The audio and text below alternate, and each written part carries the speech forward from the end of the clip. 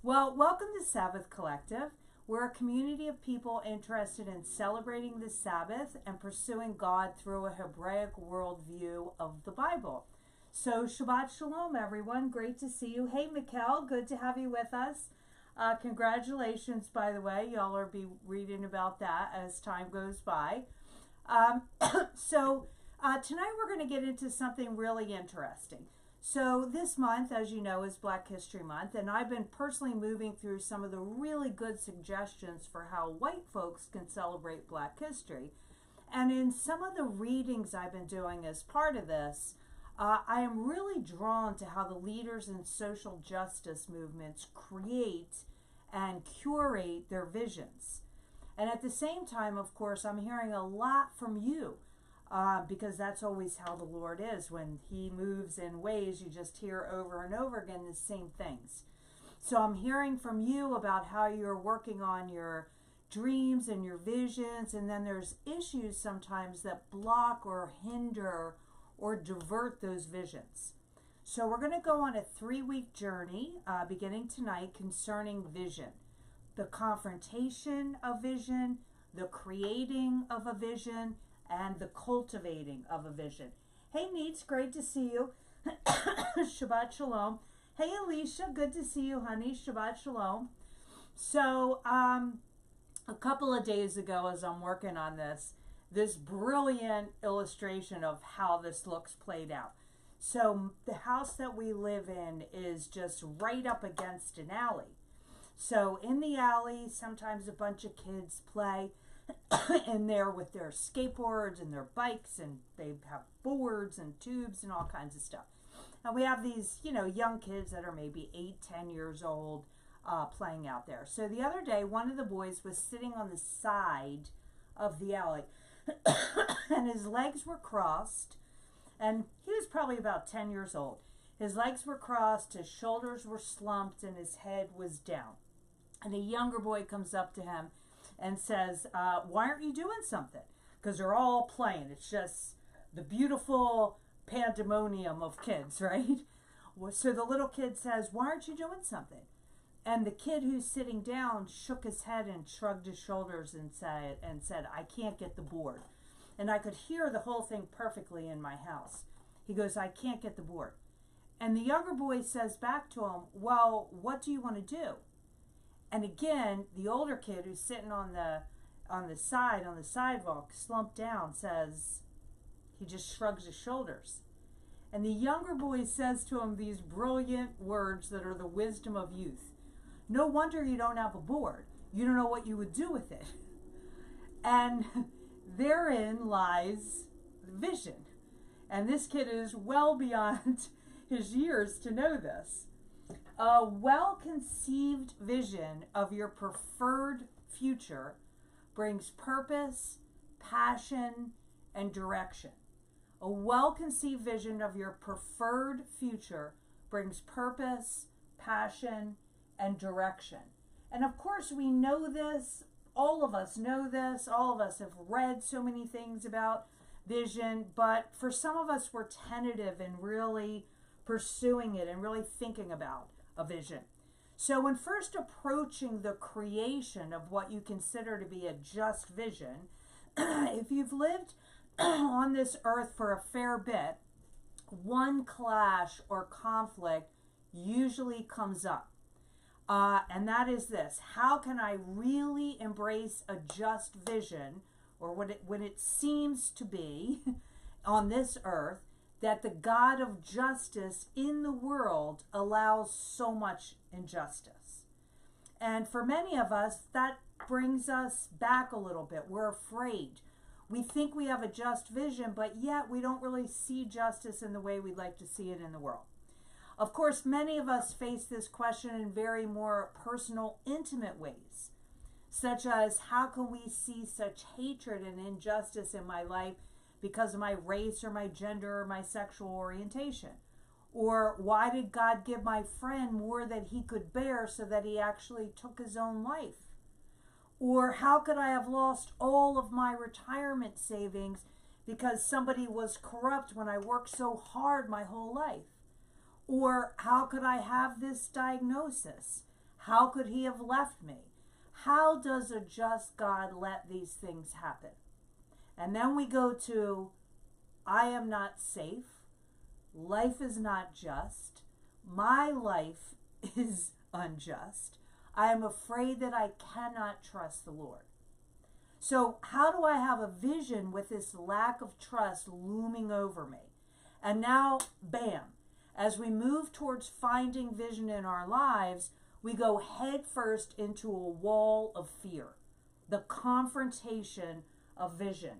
And all of us, no doubt, have experienced this. I mean, and some of us over and over and over again have experienced this.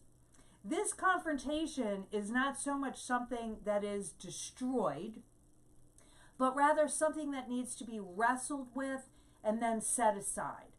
And I say set aside because usually the reasons for these questions are legit. And oftentimes these questions of why have no apparent answers. So it's not about crushing this confrontation with some sort of argument that wins over it. It's more about wrestling with it and then setting it aside. And this is a really familiar biblical theme. And I want to take a look at a few characters who have wrestled with this. Hey, Marika, great to see you. And yes, Marika is co-signing. So what do we see in the biblical characters that we read of that deal with this? Well, first I want to look at Job because that's just so obvious. We see that Job believes God is just, that he has done everything in his power to deal with and protect against him and his family's sin. And he does that through sacrifices. And then in a challenge of human beings' faithfulness and sincerity, which is brought about by Satan, Job becomes a key player, unbeknownst to him, who is tested and who Yahweh allows to lose just about everything in his life. Property, children, health, to test if man will really choose the Lord out of selflessness. And this is the backstory of the story of Job. So in Job 19, 6 and 7, we read Job's response to all this loss. He cries out, God has wronged me. He has besieged me. I cry out but get no response. I shout out but get no justice. And here we see Job's heart. This is how Job feels. We either feel this at this moment or have felt it before, and certainly we can identify with Job here. And we have no easy answers in this book, in the book of Job, especially if we're identifying personally with Job. God does not give a reason for the suffering of the innocent. And our fate is not necessarily explained by our actions. It's easy sometimes for people to be able to point and say, oh yeah, you did this, that's why this is happening. But oftentimes, that's not the case. And this led the rabbis of the Talmud in Mishnah Avot 115 to conclude centuries later, it is beyond our ability to explain the prosperity of the wicked or the suffering of the righteous. And that's a question. So Job has a strong vision of Yahweh, a strong vision for himself and his family. And in this situation where he has this tremendous loss and he loses everything, fear confronts that vision, as fear always will. Randall, it's great to see you tonight. Shabbat Shalom. Fear will always confront that vision. Fear tests and challenges vision. So as Rabbi David Foreman suggests, Job has this kind of three-questioned triangle. And Rabbi Foreman suggests that this triangle looks like this, and it has three questions. Is God just? Is Job evil? meaning has he done evil that he has to pay for, and is Job suffering? So every character in this story has got a different perspective on this triangle, right? Every character in the story, which if you experience this in your life, everybody has an opinion, right? When you're going through stuff.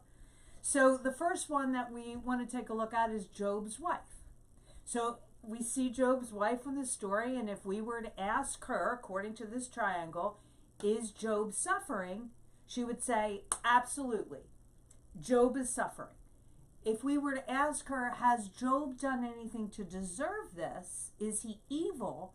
She would say, no, Job has not done anything to deserve this. I know the man. I live with the man. He makes the sacrifices for sin. He does the prayers. He does everything just. He just does not deserve this. The answer is no. So therefore, how would she answer the question, is God just? She would answer it no. And this is what we see in the story. Therefore, to her, God is not just. If Job didn't do anything wrong, and if Job is suffering, then God must not be just. And again, this is where she lands. The common theme of the friends in the story of Job, where is Job just, or is God just? The friends would say in the book of Job, yes, absolutely God is just. We believe God is just. And then if you were to ask them, is Job suffering? They would say, yeah, man, the dude is just in pain. We're standing here. We can hardly even look at him in his life with all that he's gone through. Yes, he's suffering. And then if you asked this question to the friends in the story of Job, has Job done evil? In order to reconcile this, they would say, well, there's only one possibility. Yes, Job is evil. Job must have done something to deserve this, because anything else would be a confrontation with fear that would call their paradigm into question. In order for God to be just in Job's suffering, in their minds, in the friends of Job's minds, they have to make Job evil. Natasha, really great to see you tonight. They would have to make Job evil. So, is God just? Is Job evil? Did Job suffer? Today, the Western Church answers this with the whole other perspective. Is Job evil? They would say no. Is God just? They would say yes. Did Job suffer? Here's what I've heard a bazillion pastors say in their sermons about this. They would say, well, not really, because he ended up getting everything back plus some. So no, he didn't really suffer. So that's how we reconcile this. But he did. You don't replace one child with another. There was great loss, and Job suffered. And this confrontation of Job's vision is seen in the tension in this triangle. And Job deals honestly with these questions. However, Job's vision of life and faith are more real, and follow this with me, are more real than what he can see and understand. He will not compromise any side of the triangle. So if you ask Job, are you suffering, Job? He will say, yes, I'm suffering. If you say, Job, is God just? He will say, I'm not willing to give up on God being just. God has to be just. Yes, God is just. Then if you say, Job, have you done anything to deserve this? He says, no, I have not. I am confident. Whatever sins I've done do not deserve this. But then, in that confirmation or that confrontation that comes at him, he would say, facts are facts, but I can't compromise what I know to be true, because truth is truth, even when the facts appear to look differently. And that's what happens when the confrontation of vision comes and we wrestle through it and we set it aside. Somehow, Job is able to have a future vision of his life that is more real than what he sees in the present moment. Even when the Lord answers him, It's more along the lines of, where were you when I laid the earth's foundation? Tell me if you understand. God doesn't really explain why these things happen. He simply says to Job, there's just things you don't know and that you don't understand. And I am who I am.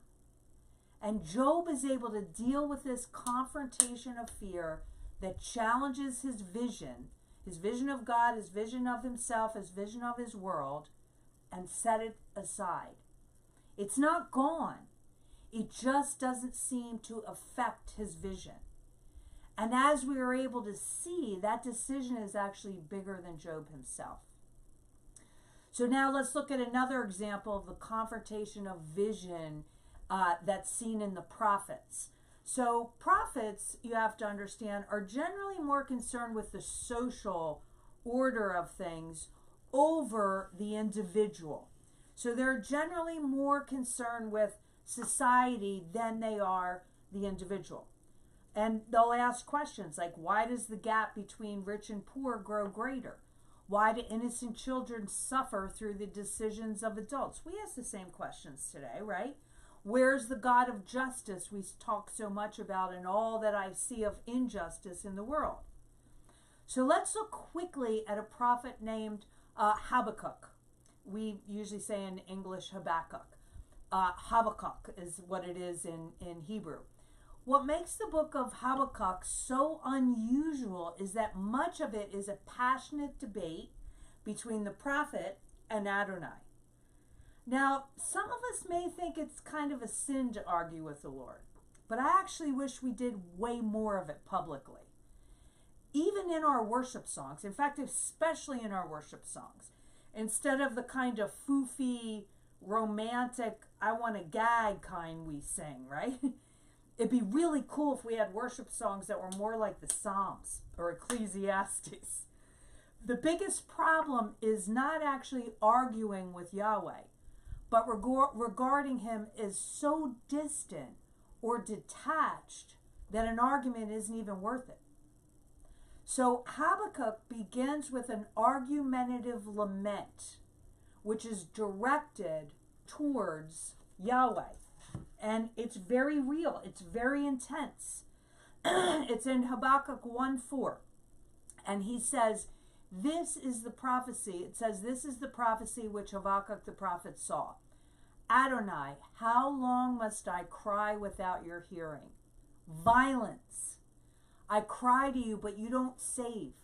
Why do you make me see wrongdoing? Why do you permit oppression? Pillage and cruelty confront me, so that strife and discord prevail. Therefore, Torah is not followed. Justice never gets rendered, because the wicked fence in the righteous. This is why justice comes out perverted. And let me see thumbs up if you have felt this way. If you honestly have felt this way about what you see in life. Hey, Danielle, great to see you, honey. Good to have you join us. So we know from references in the text that Habakkuk lived in Judah, in an area around Jerusalem around 600 BC during the reign of King Jehoiakim. And it was a time of great violence and great corruption. And Habakkuk wants to know, how long must such evil go unpunished? How can he get a vision for God's people if he thinks the God of justice over all those people is absent or doesn't care? It's extremely difficult to envision while in fear, right? I mean, have you felt that in your life? So no matter what those fears are, whether it's fear of your own inadequacy, fear of failure, fear of rejection, fear of loss, whatever it is, fear confronts vision, and if allowed, will change or steal that vision. Fear confronts vision, and if allowed, will change or steal that vision.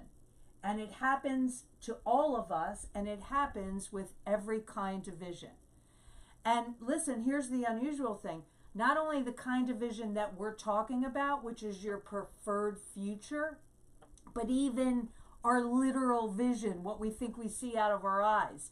So we see this if you've read the book Blink by Malcolm Gladwell, or look at any of the numerous studies that are readily available that show how fear rooted in anything, everything from racism to a past trauma, can literally affect what we think we see with our eyes. So fear is a thing with vision. Fear has confronted vision. And now in Habakkuk. And now God responds to Habakkuk. But it's really not a comforting answer. He's going to use one bad thing to remove another bad thing in Israel. And this is not the response Habakkuk was looking for. And he responds back to God, that is a terrible plan. It's like using a dangerous toxin to keep bugs from plants. It's making more problems. Okay, maybe I'm paraphrasing there. But he says, in essence, who would do something so stupid? And then we read in Habakkuk 2:1, he says, I will stand at my watchpost. I will station myself on the rampart. I will look to see what God will say through me and what I will answer when I am reproved. So he knows there's another way to look at things. He just can't see it. So he's going to wait for God to straighten him out with the way that he's looking at life. And Adonai, it says, Adonai answered me. He said, write down the vision clearly on tablets so that even a runner can read it. For the vision is meant for its appointed time. It speaks of the end and it does not lie. It may take a while, but wait for it. It will surely come. It will not delay. And that word for delay is achar, and it means to be deferred. Then we glimpse what this vision is in verse 14. It says, for the earth will be as full of the knowledge of Adonai's glory as water covers the sea. So this is the amazing thing that God answers in relation to Habakkuk's question. He's told to write the vision down and then wait. And the word for wait is the Hebrew word kakal, and it means to long for. And its root word actually means to pierce or to cut into or to engrave. Like our heart is pierced with this longing for something. This is a really intense state of expected presence. And that's how the Lord responds here to Habakkuk. Randall is saying Job suffered in the loss of the family, finances, and fitness at the same time. Exactly. Whenever we suffer a loss of any of these three, our lives go into tailspins. No question. So Habakkuk ends with a prayer. And in fact, all of chapter 3, hey Melissa, great to see you. All of chapter 3 is a prayer to the one who he was arguing with, okay? And he says, because that's what a healthy relationship is, right? He says, I'm particularly moved by this way that he phrases this. In verse 2, he says this, Adonai, I have heard the report about you. Adonai, I am awed by your deeds. Bring your work to life in our age. Make it known in our own time. So in other words, here's what Habakkuk does. He confronts fear and he finds present truths about God for a preferable future vision. So he remembers who God is. And then he says, let it be so, God, let us see it for a future vision. Would you be able to do that? Would you be able to find present truth for a preferable future vision, even when everything is just falling apart? Well, first we need to understand what happens in our physical bodies when we encounter this confrontation of vision. And it's raw fear. And fear is stress. I want to give you a little biology lesson for a hot second here, okay? So you can literally understand what's going on in your body. Stress puts us into what scientists call high beta brainwave. You know, there's beta and alpha and delta and theta, right? So stress puts us in high beta. And high beta or stress puts you into incoherence, meaning you're out of balance. And it can be seen in an electroencephalograph, an EEG, that can see stress and measure it in the brain. And this happens because high beta is your flight or fight space, okay? You think you're going to die because there's a tiger chasing you in the jungle, right? So you're either going to try to take him out with your bow and arrow, or you're going to try to run and get away in some way. So you're going to fight or you're going to flight. So this is by design that your brain works like this. And you then at that point, when you think you're going to die, when you're in high beta, which is what fear puts you in, it's stress, you completely become centered on self. And what happens is, not only in the spiritual, emotional realm, but in the physical realm, your literal vision becomes narrowed. Because you need to know where you're going to punch them, or where you're going to shoot the arrow, or where you're going to run to get away. So you have to have what they call tunnel vision, right? To get out. If our present situations, and you've heard me say this a bazillion times, but your body, when you get afraid, does not know the difference between I'm just afraid psychologically and you are about to die. It doesn't know the difference. So it acts as if you're going to die. And it does what it has to do to survive. So if our present situations, including our visions, our dreams, our hopes, are analyzed or related to under this state of stress, then things become more narrower, we see things differently, and we go into an even higher level of beta. And then our vision, rather than our preferred future, which we talked about, is limited to things that align with self-focused present safety. Now, I know that sounds like a mouthful. I'm going to give you an example of that in a second.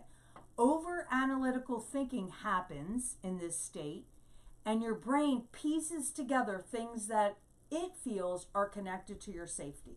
So let me give you a practical example of this. Let's say that Mikkel right now is working on a really great project, and I'm going to be posting about it. She's working for it in New York. It's fantastic in every way. And so obviously she has to have a vision for this project. She has to put a team together for this project, the whole thing of it, right? So let's say you have a vision for your work, what you're doing for your work. And you feel you're doing a great job at your work. You love your work. You're making good money. You love the commute. It's not bad to get there. And then one day, without any warning at all, the boss calls you in and fires you for not doing enough on the last 3 projects you worked on. Now, you didn't know you weren't doing enough. No one talked to you about you not doing enough. But there was this new hire that worked on your team with you, on the projects with you, that seemed real friendly with the boss. In fact, now that you think about it, you notice this new hire kind of hanging around all the time and them joking together. And now your brain starts piecing things together like brains do, because you just went into high beta stress brainwaves, which is to protect you. And again, you don't know the difference between you just got fired and you're about to die. So it goes on overdrive. And now it's going to make connections to make sure that this never happens again, because it thinks, oh, you're in danger. And so you come to some conclusions about work and about coworkers, and you download those conclusions. And then after about a month or 2, you get a new job, and you really like this job, and you have a vision for what you can do in this workspace. You just love it. You're doing good. You're getting paid good. You're at a staff meeting, and while you're in this meeting, a new hire comes in to the staff meeting and is introduced as part of your team. And you notice as this new person goes to sit down at the table, they kind of smile at the boss like they maybe know him or her, and they seem real confident. And what happens to your brain? Again, you're in high beta, you're in stress, you're looking for those connections which feel familiar, and now every conversation, every meeting, you are looking for signs. And here's what happens in this. All creativity has halted. You're not going to want to close your eyes and create. You're not going to work in a flow with someone. High beta is not the time to trust, it's the time to fight or to run. And now you notice your energy has been depleted. Have you ever been there? Let me see your thumbs up if you've been there. Hey, Glenn, great to see you, honey. Hope you and the family are doing well. So again, living on adrenaline and cortisol is not a good health plan. You can't function at work, and all you can think about is how you are going to try to avoid getting fired again. And so therefore, everything is seen through that lens, and everything becomes connected through that reality. And again, this is the fear that confronts vision. If you're in high beta, your perceived outer world, in other words, how you're perceiving what's going on around you because you deem it as a threat, is more real than the belief system of the inner world. And you've lost your vision. Now, are you with me? I know that's a lot, and we're going to be going through it a little deeper in the weeks to come. But are you with me, and do you feel that happen in your life? If so, give me that thumbs up. Hey, Ryan, good to see you. We're all living in that high beta right now. Yeah, but we need to be working on not living in that high beta. But you're right, Ryan. Most people are living in that high beta right now, and this is why we see what we see. Everything I just described is why you see people losing it on the train or cutting people off in traffic or whatever, because they're in that place.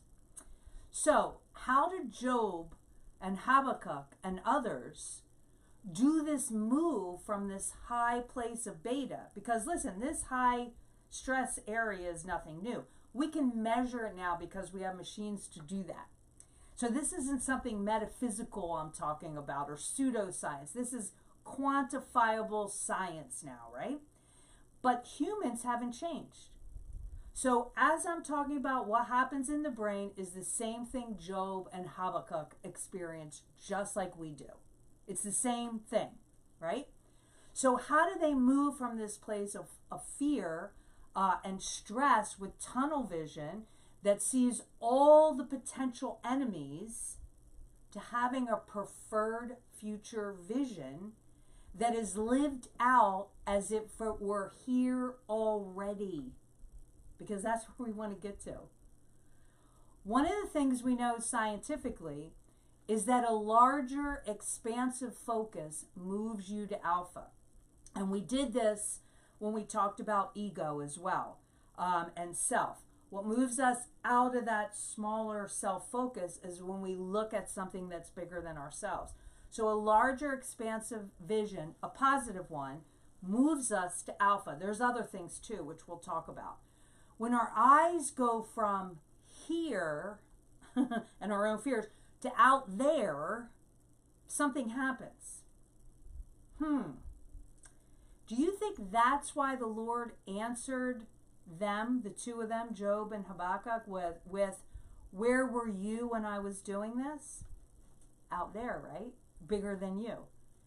And even though you'll see some tough stuff going on, the Lord says to Habakkuk, just know that I'm using these things to bring back my people to me.